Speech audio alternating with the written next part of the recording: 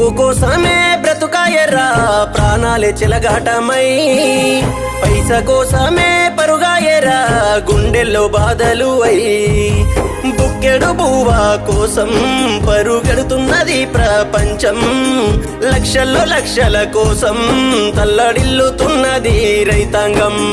మెతుకు కోసమే బ్రతుకాయరా ప్రాణాలు చెలగాటమై, పైస కోసమే పరుగాయరా గుండెల్లో బాధలు అయి.